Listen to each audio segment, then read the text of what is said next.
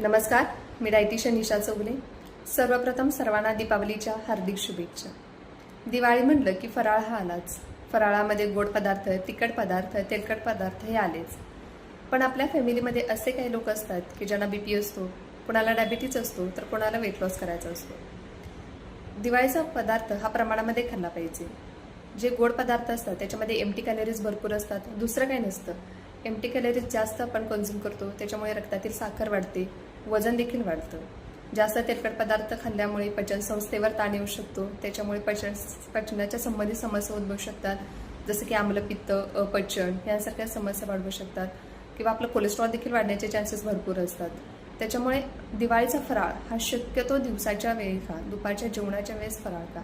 ज्यावेळेस तुम्ही दुपारचं जेवता त्यावेळेसच फराळातले काही पदार्थ खा, जेणेकरून तुम्ही जेवणाचा पदार्थ म्हणून तो पदार्थ तुम्ही पचवा। असं केल्याने तुमचं जास्त खाणं टाळता येईल। दिवाळीचा फराळ हा संयमाने खा।